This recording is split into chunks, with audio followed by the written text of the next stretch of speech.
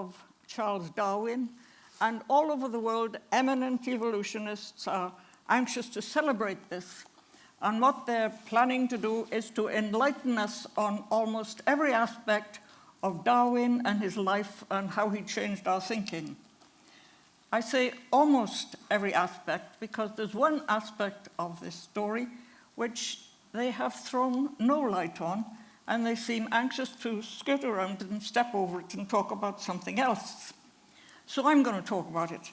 It's the question of why are we so different from the chimpanzees? We get the genetics keeping on telling us how extremely closely we are, hardly any genes of difference, very, very closely related. And yet, when you look at the phenotypes, there's a chimp, there's a man. It's astoundingly different, no resemblance at all. I'm not talking about airy-fairy stuff about culture or psychology or behavior. I'm talking about ground-based, nitty-gritty, measurable physical differences. That one is hairy and walking on 4 legs. That one is a naked biped. Why? I mean, then if I'm a good Darwinist, I've got to believe there's a reason for that. If we change so much, something must have happened. What happened? Now, 50 years ago, that was a laughably simple question. Everybody knew the answer. They knew what happened. The ancestors of the apes stayed in the trees. Our ancestors went out onto the plain. That explained everything.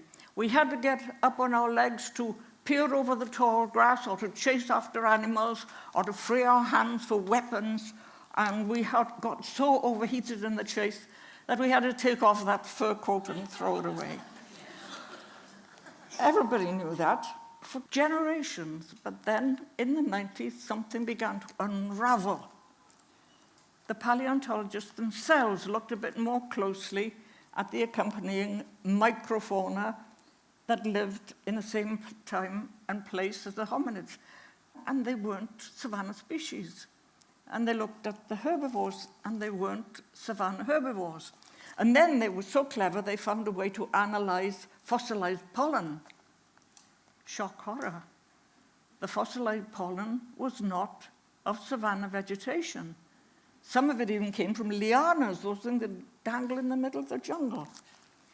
So we're left with a situation where we know that our earliest ancestors were running around on 4 legs in the trees before the savanna ecosystem even came into existence. This is not something I've made up. It's not a minority theory. Everybody agrees with it. Professor Tobias came over from South Africa and spoke to University College London. He said, everything I've been telling you for the last 20 years, forget about it. It was wrong. We've got to go back to square one and start again. It made him very unpopular. They didn't want to go back to square one. I mean, it's a terrible thing to happen. You've got this beautiful paradigm. You've believed in it from generations. Nobody has questioned it. You've been constructing fanciful things on top of it, relying on it to be as solid as a rock, and now it's whipped away from under you.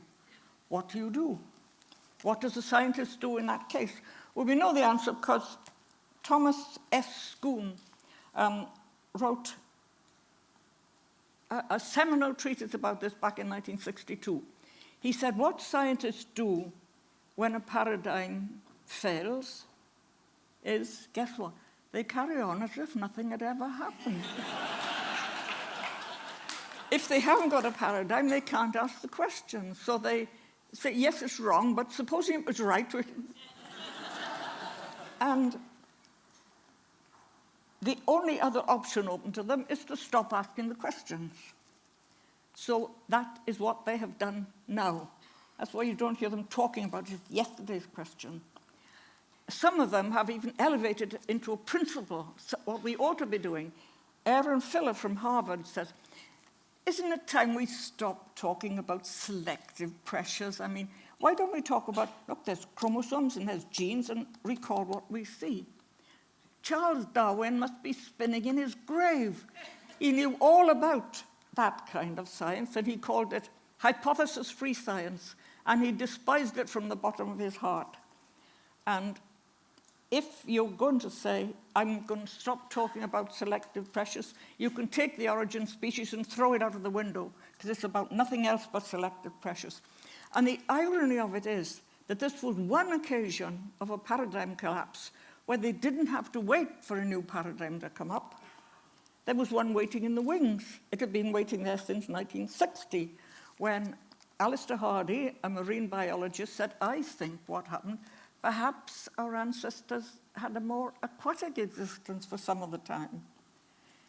He kept it to himself for 30 years, but then the press got hold of it and all hell broke loose. All his colleagues said, this is outrageous, you've exposed us to public ridicule. You must never do that again.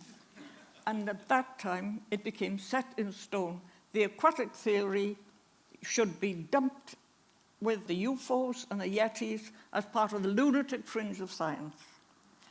Well, I don't think that. I think that Hardy had a lot going for him. I'd like to talk about just a handful of what have been called the hallmarks of mankind, the things that make us different from everybody else and all our relatives. Let's look at the naked skin.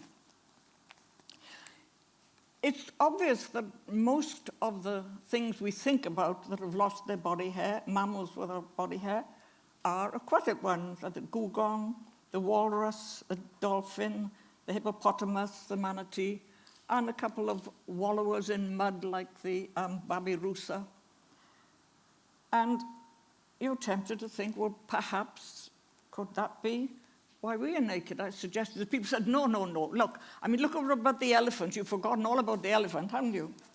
So back in 1982, I said, well, perhaps the elephant had an aquatic ancestor. Peals of merry laughter. That's crazy woman. She's off again. She'll say anything, would she? But by now, everybody agrees that the elephant had an aquatic ancestor. They've come round to agree that all those naked pachyderms had aquatic ancestors. The last stop out was the rhinoceros. Last year in Florida, they found extinct ancestors for rhinoceros and said, seems to have spent most of its time in the water. So this is a close connection between nakedness and water.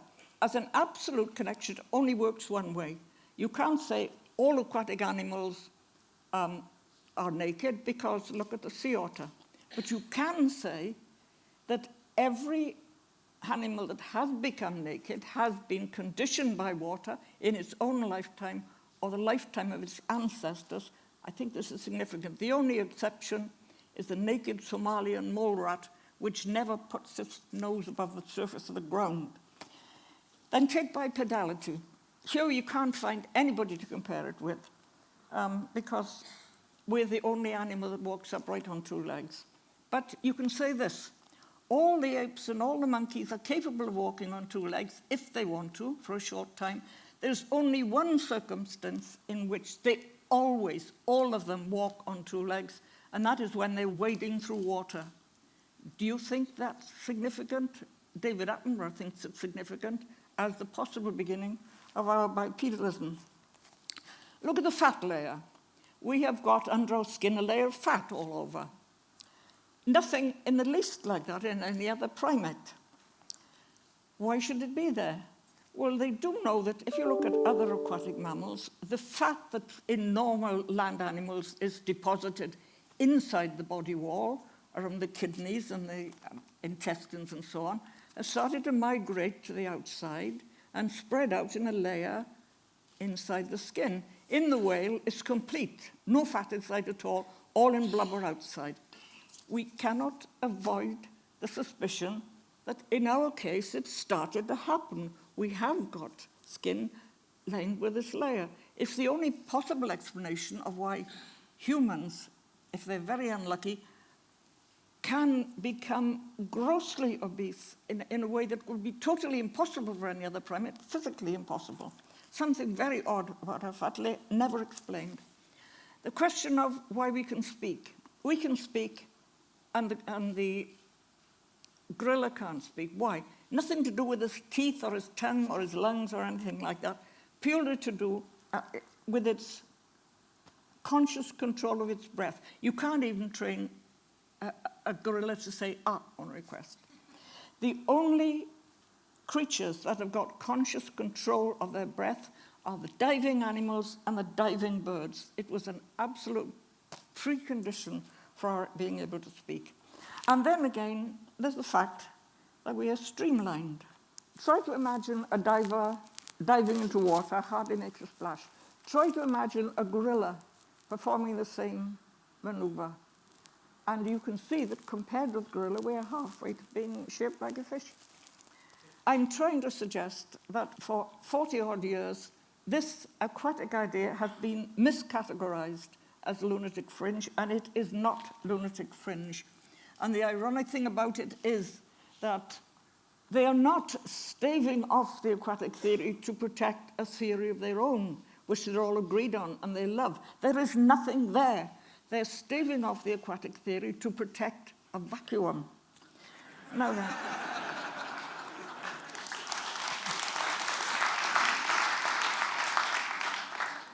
How do they react when I say these things?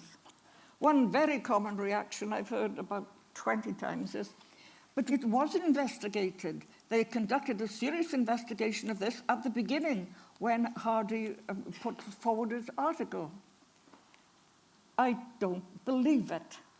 For 35 years, I've been looking for any evidence of any incident of that kind, and I've concluded that that's one of the urban myths. It's never been done. I ask people sometimes, and they say, well, of course, I like the aquatic theory. Everybody likes the aquatic theory. Of course, they don't believe it, but they like it all. I say, why do you think it's rubbish? They say, well, everybody I talk to says it's rubbish, and they can't all be wrong, can they? The answer to that, loud and clear, is yes, they can all be wrong. History is strewn with occasions when they've all got it wrong.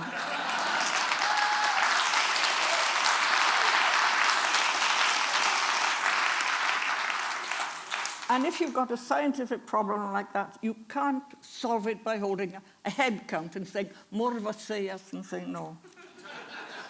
Apart from that, some of the heads count more than others. Some of them have come over. There was Professor Tobias, he's come over. Daniel Dennett, he's come over. Sir David Attenborough, he's come over.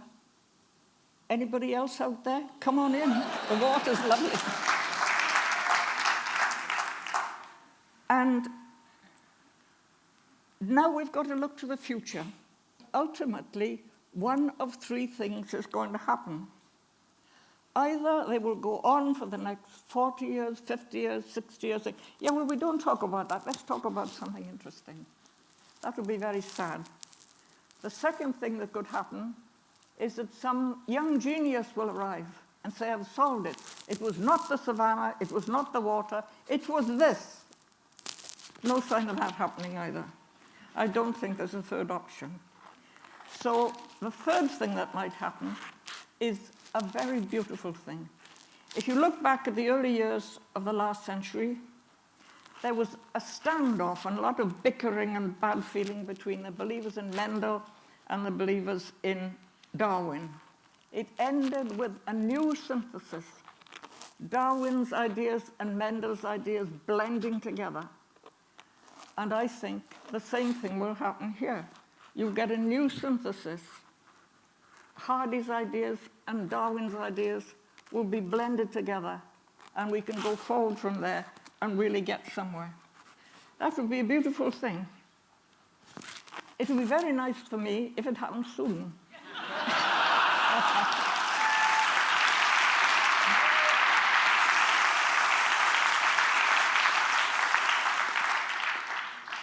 Because I'm older now than George Burns when he said, at my age, I don't even buy green bananas.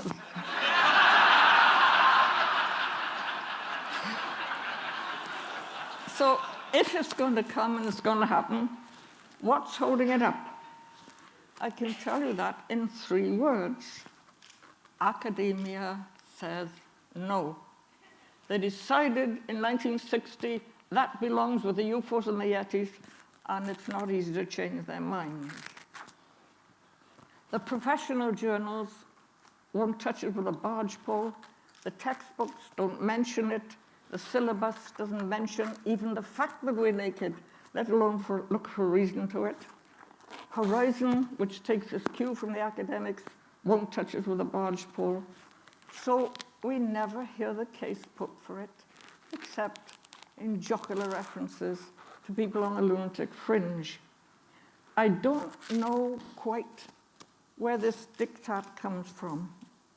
Somebody up there is issuing the commandment, thou shalt not believe in the aquatic theory. And if you hope to make progress in this profession, and you do believe it, you better keep it to yourself, because it will get in your way. So I get the impression that some parts of the scientific establishment are sort of morphing into a kind of priesthood.